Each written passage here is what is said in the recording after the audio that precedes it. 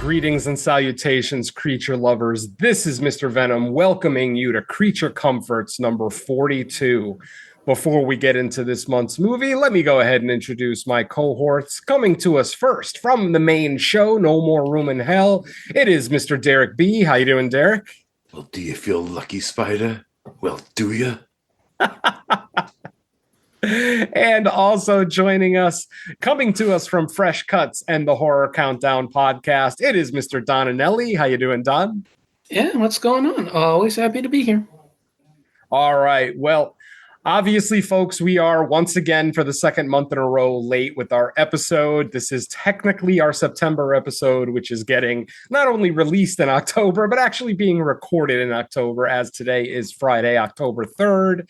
But hopefully, we'll get back on track. And again, that is on me, just like last month. It is, again, with me in the new job working, blah, blah, blah. I'm not going to go through the entire spiel again, but if you listen to last month's episode, you know that I got a new job, so that's taken up a lot of my time.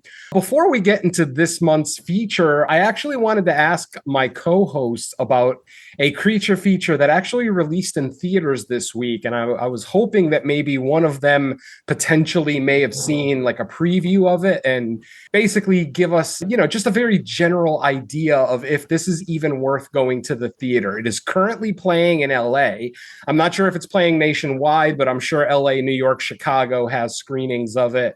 And since we also had two other horror movies open this weekend in Bone Lake and Good Boy, both also opening on Friday, October 3rd, I was interested in Coyotes. This is obviously, I have not seen the trailer. I have seen a movie poster. It seems like it's very cut and dry. Coyotes, either gone mad or, nature run amok, whatever it may be. But I was interested if either of my co-hosts had either heard of it or potentially maybe even seen it. So I'll throw the question. Oh, awesome. Yep. I got an advanced copy. It's not supposed to go online for some reason. It's supposed to go online tomorrow. As of we record this. Mm-hmm. I don't know why. Maybe it's to, have it be released and then have Buzz come out afterwards. Maybe there's a typo on my info sheet. I mean, why would they give me an embargo on a Saturday of all things? But yeah, I had a copy of it and I really enjoyed it. I had a lot of fun with it. Oh, nice. All right. It's always good to hear that a new creature feature or, nature run amok film. Yeah, it's decidedly nature run amok, especially when we get the reveal and motivation for everything. No spoilers for that, but I will say I had a lot of fun with it. Those of you who know the meme about Justin Long will be slightly disappointed. It decided it goes against that, but we do get a few indications that it comes true, and I'll keep that vague for those that don't know. If you know, and I'll leave it at that. But I had a lot of fun with it. The coyotes look good. They are obviously CGI for the purposes of what goes on. The attacks are well handled. There's some really intriguing ideas about. There's a. I don't want to give too much away. That there's a really intriguing idea about why they're invading everything, despite the the incidents at play, because it's not just the coyotes attacking, but there's also a forest fire approaching the house, and it kind of merges the two together pretty well. And yeah, it's a pretty fun time. I believe it ran just under an hour. I think with the ending credits, I think it crosses the 90-minute mark. So pretty fun time. I had minor qualms about character motivation. You know, me, like I said, the CGI for the coyotes looks good, but they are decidedly CGI just because of what the activity that they're called upon to perform, and the situation about them being around forest fires. So safety hazard and all that, but some may have issues with that. But other than that, yeah, I had no. There's not a whole lot here that I really had an issue with. Excellent. Thank you so much for the report, Don. No, I'm very happy to hear it because, like I said, it is open. It is opening in theaters today out here in LA. I saw one of the three movies that I mentioned earlier today, and I hated it. So I wanted to see if I could get some just preliminary general thoughts, and Don gave me exactly what I was looking for. So hopefully, folks, if you kind of agree with Don's opinions on some of his past reviews, then it sounds like this is something that you'll enjoy. I know after hearing Don, I am definitely going to go see it this weekend. It might be a little bit past the weekend. I might end up seeing it Monday or Tuesday, but I'm definitely going to check it out while I have the opportunity to see it in theaters. So thank you very much, Don. And let's get on with the show, folks. So for this month, I decided to go back to the fabulous 1950s and talk about one of my favorite creatures. For anybody who knows me, and if you listen to our Black Scorpion review, you know that I am a big arachnophobe fan. I guess technically not an arachnophobe because I'm not scared of them. I actually raised scorpions when I lived in Pittsburgh, but I am a giant fan of arachnids, scorpions, spiders. I just love the way they look, the way they move. They're terrifying looking. So I decided to kind of jump on that fear a little bit with this month's movie, and that is 1955's Tarantula.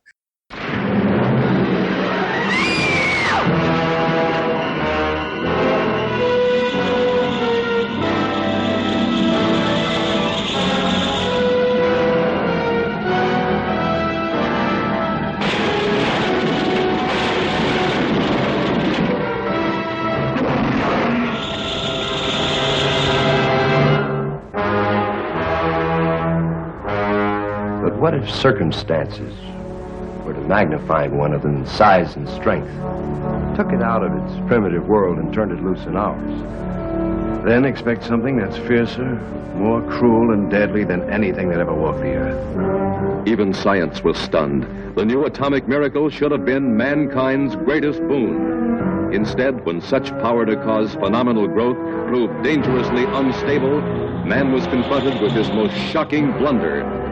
The isotope triggered our nutrient into a nightmare. A blunder that transformed a tiny insect into the 100-foot spider that was now ravaging the panic-stricken countryside.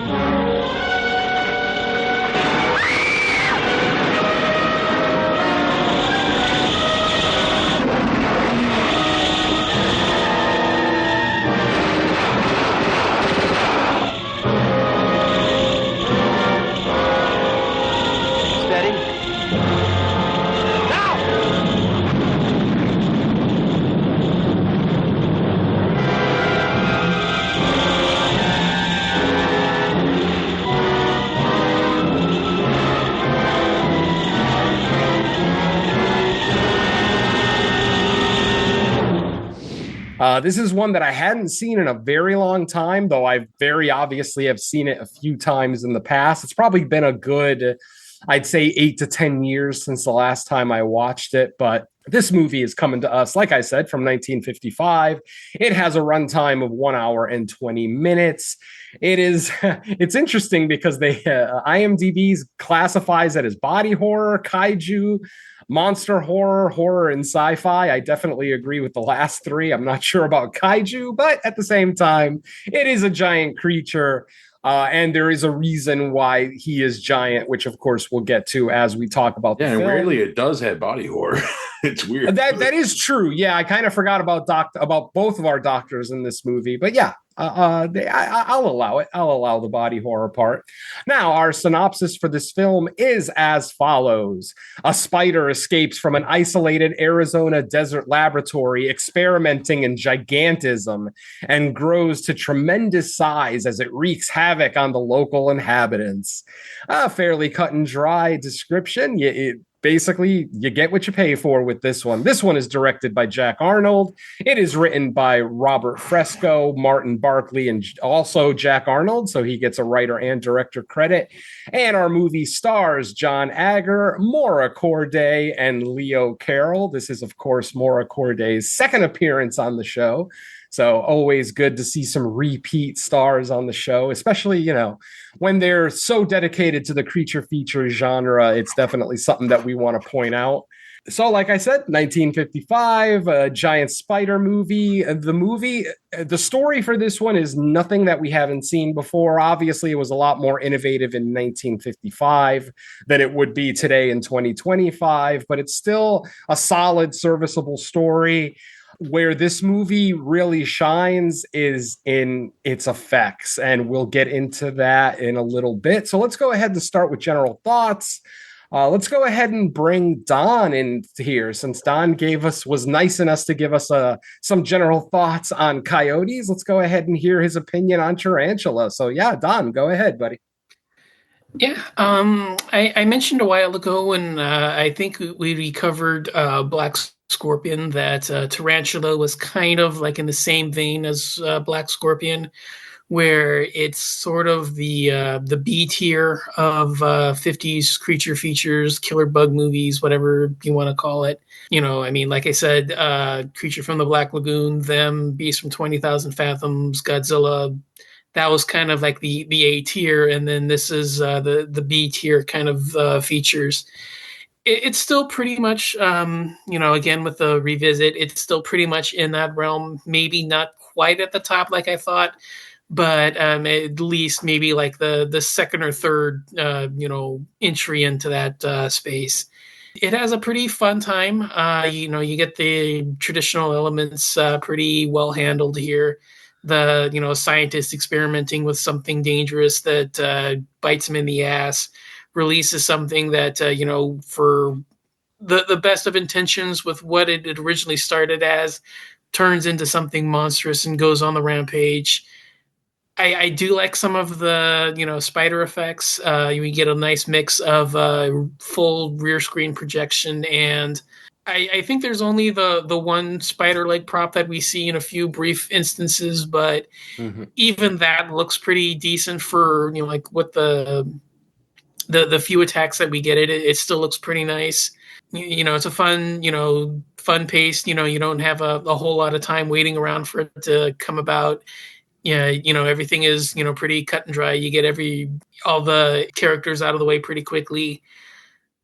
The one thing that struck me, and I don't know if this was, I think we mentioned it earlier, where you have the female introduced into the storyline just for the most innocuous ways to get the romance brewing. This one has, I think, one of the most egregious ones, where it kind of comes about out of nowhere simply to just get the romance going, and they try to pass it off as this cute misunderstanding, but it just really feels forced in, and it doesn't. It may have passed muster a long time ago when it first came out, but it just doesn't hold up all that well. I wanted to like them as a couple, but there's very little chemistry there. I don't really buy them as a couple. their scenes together don't really have the same kind of energy that a lot of other films from this time period had. So yeah, that kind of, that's the one area that I don't really enjoy that much about it, and it kind of holds it from being like the upper echelon. But yeah, overall, it's a fun time. Like I said, it's probably like up at the top of the B tier for like 50 sci-fi bug movie, giant monster films that this kind of falls into. So, you're not gonna have a bad experience with it. You're not gonna waste your time with it. It's a fun time. So yeah, definitely worthwhile watch. Awesome. Thank you very much, Don. All right, let's turn the mic over to Derek and ask him about his general thoughts on Tarantula. Yeah, I've seen Tarantula before. A few years now, ever since the Scream Factory Blu-ray came out of this movie. That's when I finally got a chance to sit down and really grasp it. And I kind of remember watching it as a kid, like, or maybe like I seen it like some of the like those old like creature feature trailer compilation VHSs I used to pick up. I remember I used to have a dinosaur one. It was all dinosaur movies. It was hilarious. Yeah, Tarantula. Like Jack Arnold's like one of those directors where it's like, he works with what he's got, and he does a pretty good job. And that aspect of the filmmaking style, like the setting, like even some of like the superimposed spider scenes are done great. I think they're actually maybe a little bit better than the ones that are done in fucking Earth versus the Spider, which came out around the same time period. It's one of those giant spider movies that we might talk about later down the line. Oh man, Spider in the Cave. Okay. But I like this one a little bit better because it has like that mad scientist feel to it with like some of like the experimentation. It's kind of weird because it's kind of like a allegory for like experiment on animals, like like animals are used as these test subjects in that sense, and it's kind of feeding off that instead of like all being like, oh, another radioactive bug movie, or like another, oh, it's the nuclear bomb, it's the nuclear age. Oh, we've seen that a lot in these movies. But I kind of like that it's that different in that sense, where it's something else that's making this giant spider giant. It's kind of cool. Yeah, I dig it. One member of the cast that we forgot to mention that comes back is fucking Nestor Pavia from fucking Creature from the Black Lagoon, the fucking captain. He's the sheriff in this movie.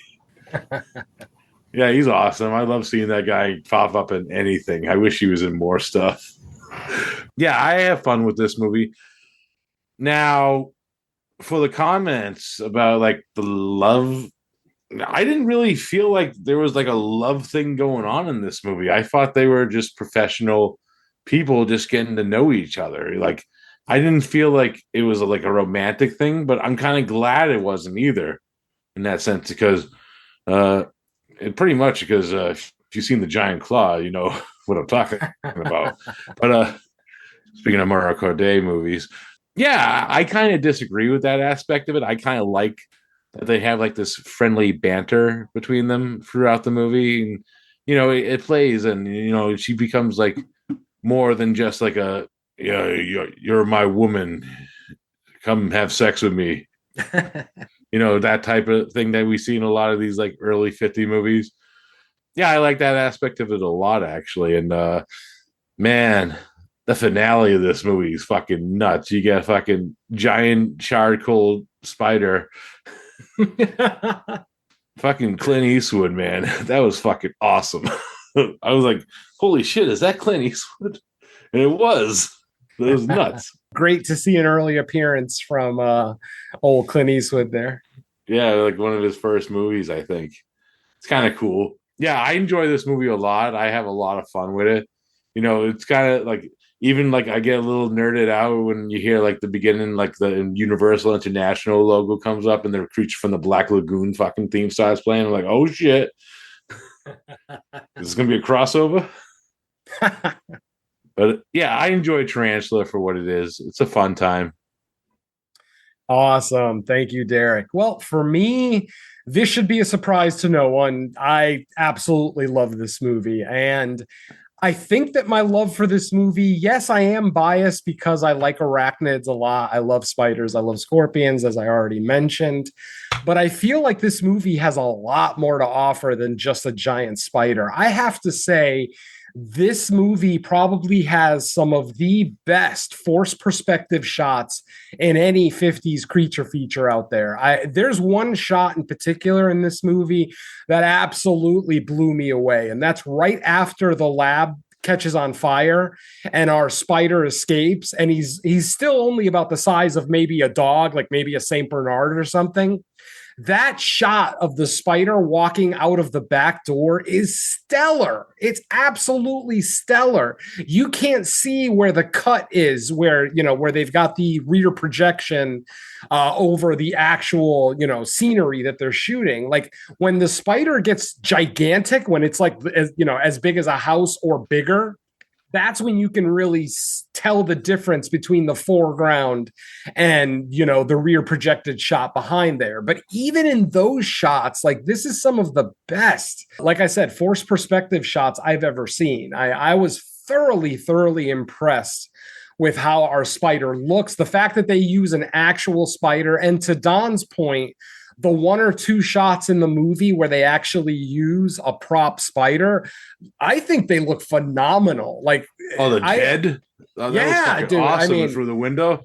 Exactly. Oh, yeah. The window shot was amazing. That shot was awesome. But I'm just talking about even any of the close-ups right before the spider attacks. Obviously, due to, special effects limitations, you can't really show the spider actually eating someone or, injecting them with venom or whatever the case may be. But what they did with just that a prop spider, I thought it looked stellar. I mean, think back to the Black Scorpion and think about how much fun I made of the face on that scorpion and how it looked maybe not nothing like a real scorpion, but it definitely just, it had eyeballs, for God's sake. They gave him human eyes. Yeah, they gave him human eyes and teeth, which, again, scorpions don't have teeth or, those style of eyes. But in this one, the close-up of the tarantula looks great. Like this is from an arachnid fan. I thought those shots looks like I've actually seen close-ups of spiders, of tarantulas, real tarantulas in the wild, and they're almost indecipherable from what we get in the movie. I mean, like I said, the movie just really takes care of its creature effects in this one, and I appreciate that for it. Now, when it comes to the romance, I kind of fall between Derek and Don. I don't necessarily agree with Don that this feels forced. And the only reason I say that is because I've lived in Phoenix. For those who don't know, I actually lived in Phoenix, Arizona for 2 years, in 2011 and 2012. And even during that time, the dating pool in Arizona is not very high. So I could imagine Phoenix, Arizona in 1955, when it's not even a big city, like it's still just a small desert community. Obviously, the majority of our movie doesn't take place in Phoenix proper. It takes place in a town on the outskirts of Phoenix, but they do mention that they're in Phoenix. And I actually called it on this watch as soon as the camera came up. I'm like, that looks like Phoenix. And then about 10-15 minutes later, we get our titular doctor, or not titular, but our protagonist doctor actually saying, oh, I'm going to run out to Phoenix and, get the second opinion of an expert out there. And I'm like, I knew they were in goddamn Phoenix. I recognize, only living there for 2 years, I recognize it. So back to the original point, the dating pool in desert towns is not very high. So when you've got a local doctor who's a fairly good-looking guy, well-built, plus he's a doctor, so he obviously has money and is well off. And then suddenly this attractive science student comes to town, it's going to pique your interest. I mean, sadly, it's like a burger lover going without a cheeseburger for years, and then suddenly they see one and their mouth starts watering. I'm not saying that's necessarily exactly what's happening here. All I'm saying is that based on my experience living in Phoenix, yeah, the dating pool isn't ultra, deep in Phoenix, at least not in 1955. So, but then when it comes to Derek's point, I also disagree because I feel like there is a little bit of a romance. I disagree with Derek I disagree with Don that it feels forced. I actually thought it felt very natural. Like it's just two people, two attractive people in a town filled with unattractive people who just kind of find each other in the night and they just instantly take an interest to each other. Like that felt very organic to me. It didn't, at least to me, it didn't feel forced. It didn't feel pigeonholed or ham-fisted in any way, shape, or form. It felt, on top of the fact that they never actually kiss in the movie, they barely hold hands. Like this is definitely the burgeoning stage of this relationship. It's I two can people. see that actually. Now that You know what I mean? Yeah, about it. like romance might be a strong word because, like I said, they never really went on a date. I mean, they never even went on a date. Go ahead, Derek. I was gonna say because pretty much she's living with like the main antagonist doctor, so it's Yeah. like he's using kind of like that's his way of getting more information about what the fuck's going on too, which makes it even better too in that aspect. Yeah, absolutely. To an extent, he could be using, the love interest as an excuse to get out there and maybe, get to the bottom of this mystery. Because don't forget, our doctor is literally called a country bumpkin at one point because our professor, who is technically the antagonist of the film, basically says that our local doctor is wrong in his assessment that this is not acromegalia or whatever the hell the term, the disease that they were talking about, which is a slow degenerative disease. It's not something that can come about in 4 or 5 days, which is exactly what happens to the person that we meet in this film, which, we'll get to that here in a little bit. So, like I said, I kind of fall between Don and Derek. Like, I like these two. I actually thought, as far as chemistry goes, see, the word chemistry is a tricky word because in cinematic terms, we use it in the sense of, like Don said, a romance. Do these two people have chemistry? And ultimately, I'll be the first one to admit, that Mrs. Venom and myself had zero chemistry when we first met. We actually didn't like each other. We were very different. Mrs. Venom is from Ohio. She's from a very quiet town. I'm like, obviously, for anybody who's been listening to me for any amount of time, I'm the loud one. I'm the one who likes to talk. I'm the one who likes She's to the Trekkie. He's not. Exactly. I mean, we have a lot. We have a lot in common, of course, but we have a lot not in common. And so if somebody were to comment on our chemistry when we first met, they probably would have said the exact same thing Dodd said. Oh, they have no chemistry. They're not going to make it, blah, blah, blah. But, sometimes love takes work. The Beatles were not correct. Love is not all you need, my friends. Love takes work. Relationships take work. I will be celebrating my 30th my 30th wedding anniversary with Mrs. Venom this coming March. And trust me, it is work. Love and relationships are never easy. So if you put in the work, it'll work out. Sorry, I went off on a love tangent there for a little bit, but my point being is, like I said, as I've already said a couple of times, I kind of fall between Don and Derek as far as our relationship goes. But like I said, the absolute triumph of this movie are these effects. I absolutely love the fact that they used a real tarantula with forced perspective shots and, rear projected shots. We've already talked about how usually that doesn't look great. I mean, even in the Black Scorpion, the couple of times that we get that in the Black Scorpion, we talked about how bad it looked compared to that was the worst stuff in the movie. Exactly. Whereas here, it's potentially some of the best stuff in the movie. Like, admittedly, some of the shots of the giant tarantula, like once he's gigantic, him walking over the mountain range into view, yeah, you can kind of see the line break. You can see where the two shots are kind of stitched together. But again, it's 1955. And if you're a creature feature lover, you're going to be forgiving of that kind of, a little faux pas on screen, if you will. It's just, it kind of goes with the territory. We're used to it. So, but I definitely wanted to highlight these great effects. Both the real the real tarantula, and then the prop one that they used in those close-ups, which I love those shots. And like Derek mentioned, the shot of the spider looking into the window at our female protagonist, just such a great shot. I thought that was so well done.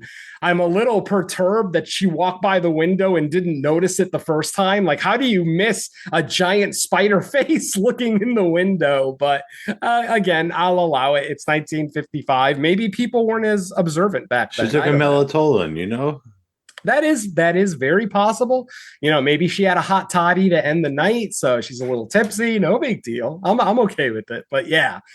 Overall, I really loved it. I think I actually put this one above the Black Scorpion. I still agree with Don that this is more the B tier. Like, this is not Gojira or Them by any stretch of the imagination, but it is solidly a B tier and definitely the upper echelon of the B tier. So I like I said, it's a simple story. You know, the story is not complicated. It's you know, it's not unbelievable. I mean, you know, you might question what ends up happening to both of our scientists, you know, after they get injected with the serum that they're working on. You know, you might question that a little bit, but ultimately, for me, the science works in this one, which is a rarity for an early age, like a silver age or golden age. Whatever we consider, you know, the 50s, you know, the golden age of creature features. I absolutely love this movie. I can't say enough about it. So let's go ahead and talk about the story a little bit. Not really worth a full-on walkthrough necessarily. It's a very simple story. Our movie opens up with a man walking through the desert. He ends up falling dead. After he's brought into the police station, or into the morgue, they realize that he has this rare degenerative, tissue disease. Alopecia. And rosacea. Anyway,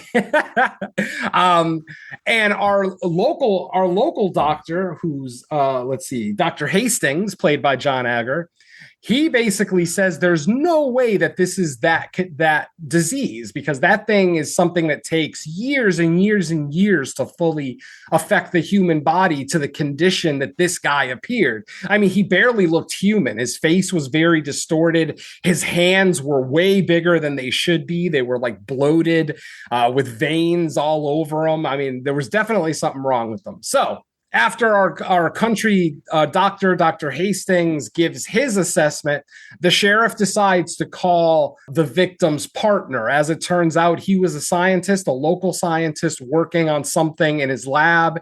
He had a partner. That partner was what? Professor Deemer? Deemer, right? Yes. Yeah, so Professor Deemer.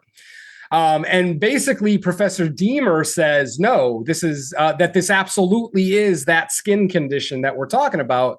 And Dr. Hastings doesn't agree with him. He's like, I don't think this is what it is.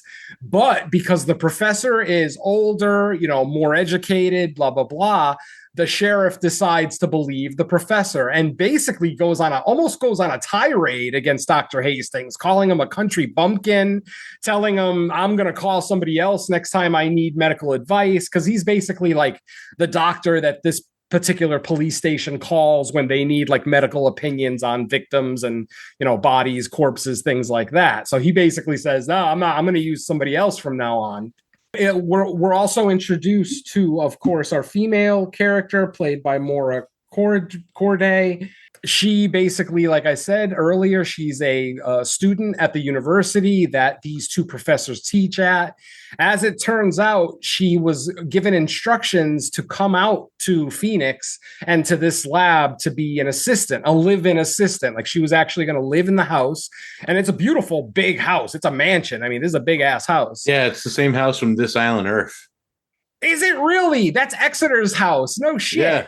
Yeah. That's awesome. Exeter and Brack. I love This Island Earth, but that's a story for another show.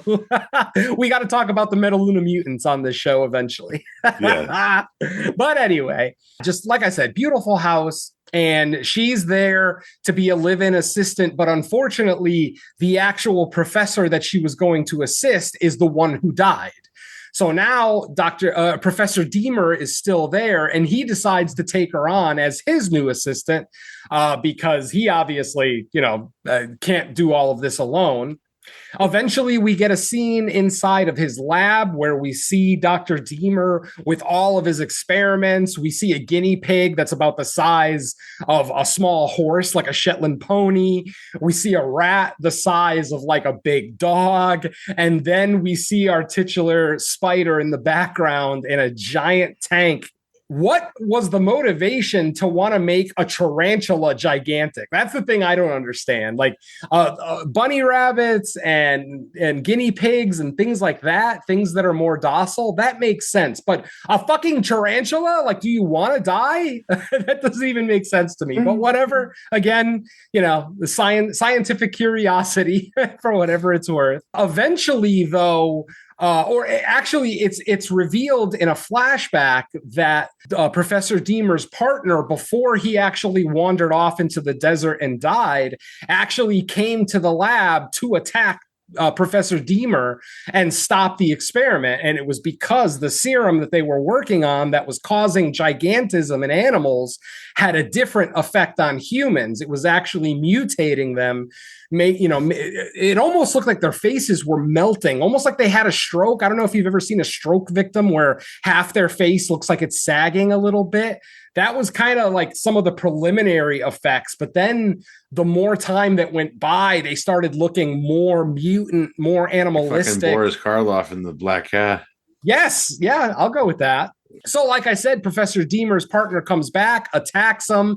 A fire ends up starting in the lab. Unfortunately, all of the giant monsters end up dying in the fire, except for our big boy Tarantula, who, like I said, in my personal opinion, the best shot in this movie. We see him literally walk, him or her, I don't know if it's a him or her, but we see the tarantula walk out the back door slowly while Professor Deemer and his partner are basically at each other's throats trying to kill each other.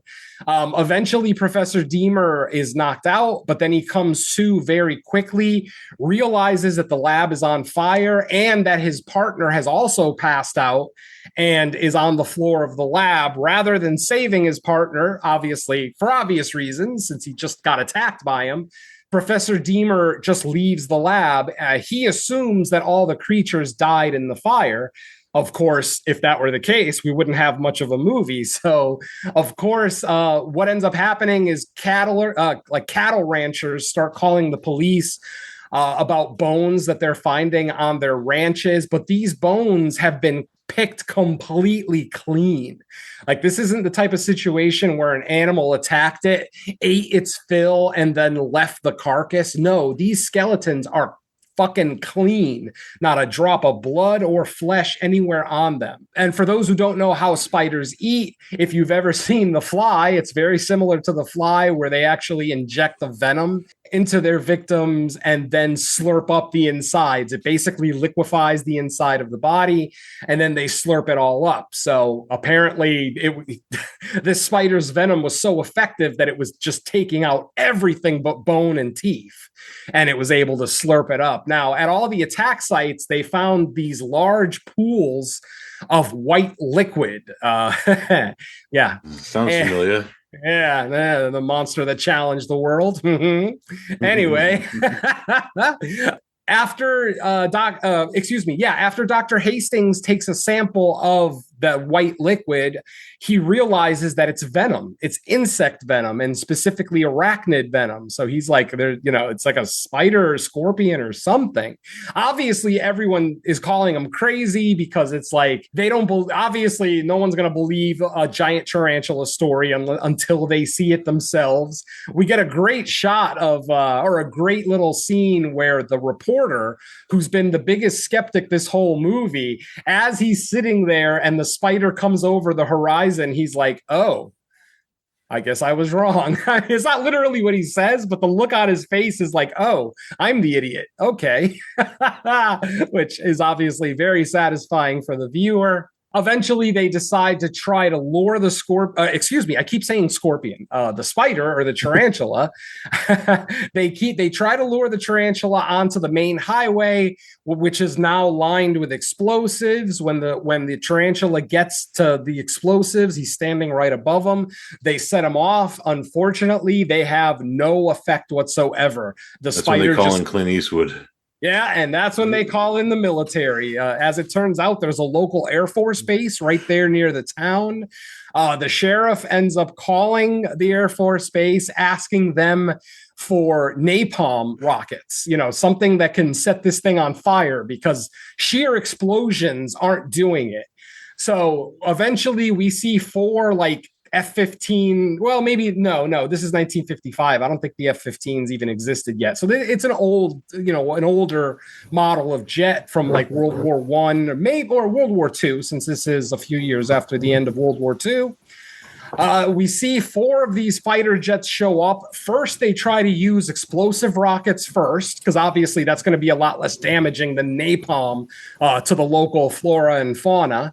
So they try the regular explosive missiles first. They have no effect. The tarantula just keeps walking like, somebody tried to scratch him. But then they finally do utilize the napalm rockets. And when they utilize the napalm rockets, that's when they're able to stop the tarantula. And we get a great shot of the tarantula on fire in the background, another forced perspective shot, but it just looks so cool to see basically our entire cast standing in the foreground looking very tiny with this giant fucking tarantula just on fire in the background. And then we see the body start to turn into ash, and our movie goes to its closing credits. A quick watch. Like I said, this movie's only an hour and 20 minutes. There's not a lot of waiting.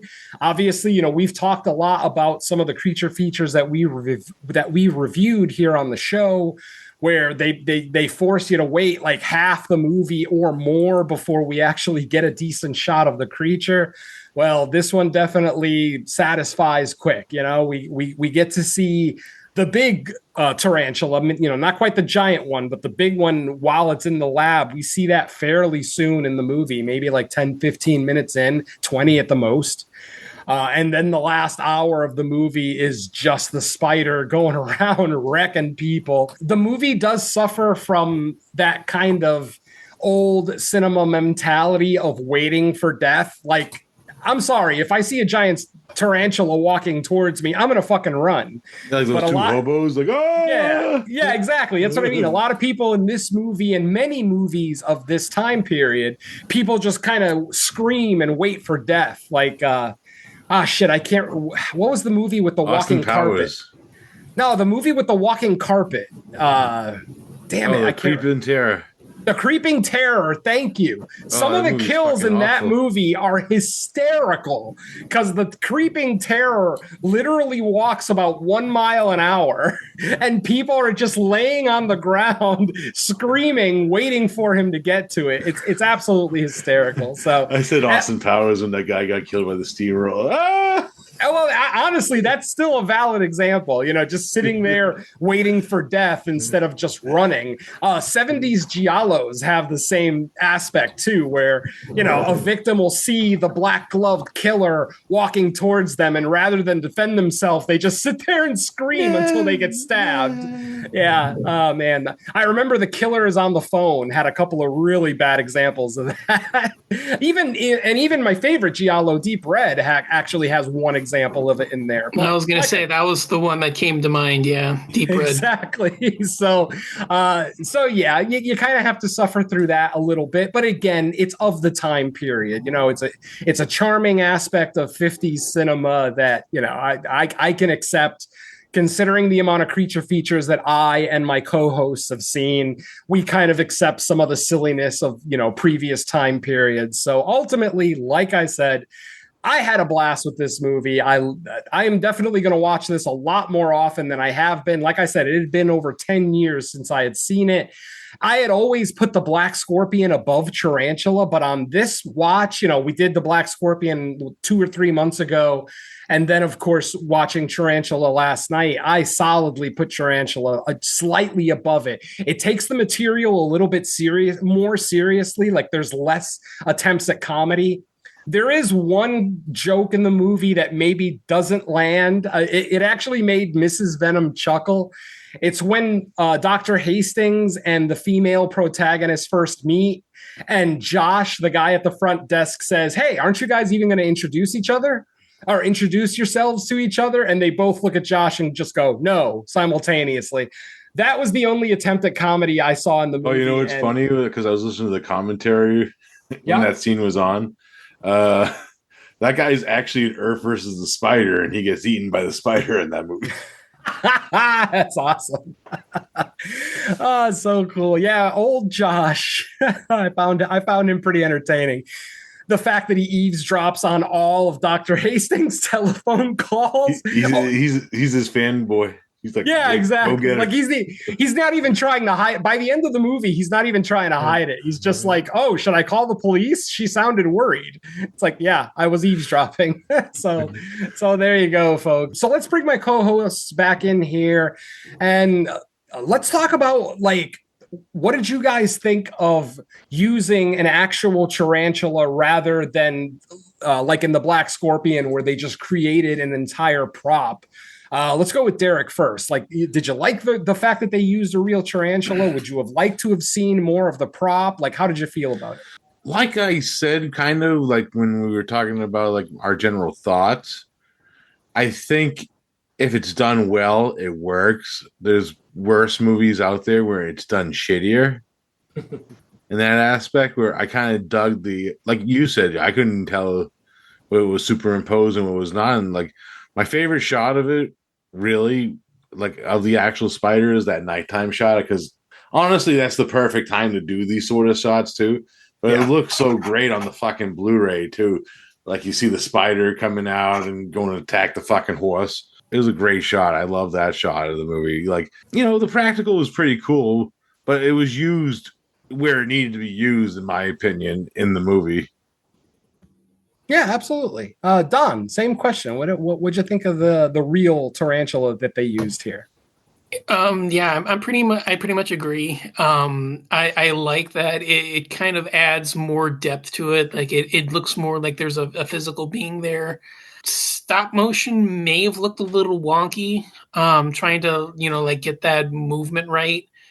I do like the scenes with the practical versions, like the leg and the spider, the motel, or the shots of the leg coming down. I think it would have been a little hokey if they kept on doing it. I like that there's like a few instances to where you see it interacting with people, so you're not having that kind of wonky look with the stop motion that you get with Black Scorpion. Or a giant puppet like you get with like the Deadly Mantis. Yeah. I would have to revisit that one because I don't really remember how bad it looked. I remember it looking kind of stiff and immobile, but I don't. The best parts of it is actually the ending. Yeah, like I said, I haven't. That's one I haven't seen too much, or I haven't seen that frequently, so I don't really remember it that well. But yeah, for the most part, I do like that this one, especially because it's kind of there's no enhancements to it, there's no modifications to it. It's just a larger version of a species, so you don't have to mess around with it like you do with the Black Scorpion, where you put the face on it, or you don't have any extra limbs or anything like that. You're just having a regular version, just gigantic. So yeah, I like the way that it pulls it off. I mean, it's a lot better than what they do at the beginning of the end. So I'll always say that. Empire, yeah, Bird Eye Gordon, yeah, Empire of the Ants, same thing. Well, I like what they did with Empire of the Ants. No, I'm just kidding. I mean, that part kind Oh. of takes you out of it, but yeah, Empire of the Ants, I always really like that one. But yeah, Beginning of the End is kind of the bad version of this, but this one's the good Yeah. version. Exactly, Yeah. definitely. And I wanted to kind of talk a little bit about a point that Derek made earlier about some like subtext that we get in this movie. Now, maybe back in 1955, animal experimentation wasn't as big a hot button topic. Obviously, in the 70s, 80s, and 90s, that definitely became something that social justice warriors, kind of. Fuck, we saw it last year with Guardians of the Galaxy Volume 3.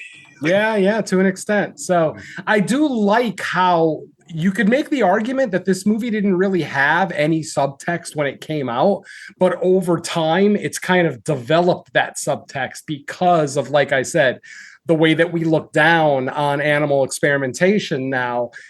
Looking back at this movie, it's like, this has become It's like the a statement. Nostradamus of movies, Oh yeah, no, absolutely, 100%. I'll give it that. Like I said, I obviously I wasn't around in 1955, but I can't imagine animal experimentation was, like I said, as big a hot button topic at the time. But I do genuinely enjoy how this movie has developed some subtext over the years because of real life events that have happened since the movie's release. So yeah, I really dig that aspect of it. Unintentional subtext. I like it. I like that a lot. Yeah, like I said, it's very different. Like they could have just made this fucking bug to get dropped a nuke on, and it still would have been fine. But I kind of like that it's different in that sense. Exactly. This could have just been another giant nuclear monster. But the fact that there is kind of a medical, scientific explanation for it, in the background, I'm sure at the time people probably liked how original it was. Obviously, since then, it's kind of become a cliche, but for whatever it's worth, if the cliche started here, then I'm very okay with it, because I'm going to say I absolutely adore this movie. This is definitely, I would probably say this is a top 20 all-time creature feature for me. I have a soft spot for atomic age, creature features from the 50s and 60s. So, and this one, movies like Them, obviously Them is upper echelon, top tier. Also, I was gonna say the spider is actually a returning actor because it's the same spider that's in Incredible Shrinking Man. Oh wow, I didn't know that. Very cool. See, yeah. You're getting your knowledge here, folks. All right. So with that, I'm going to say that's about everything I have. So I'm going to go ahead and turn it over to my co-hosts and see if they have any last minute additions to add to their thoughts. So let's go to Don first. Don, any closing comments before we get out of here? I mean, it's easily the best of the killer spider films from that era. So, it's worth a watch. Fun, really quick running time, and you get an early Clint Eastwood. So, I mean, can't go wrong with that. Go ahead, spider, make my day. That would have been interesting to see Dirty Harry. Maybe this is a prequel. This is when before he was a cop. There you go. This is either the Dirty Harry prequel or the Outlaw Josie Wales sequel. One or the other. You pick. All right, folks. Well, with that brings us to the end of No More Room in Hell presents Creature Comforts, episode number 42. Once again, this is Mr. Venom.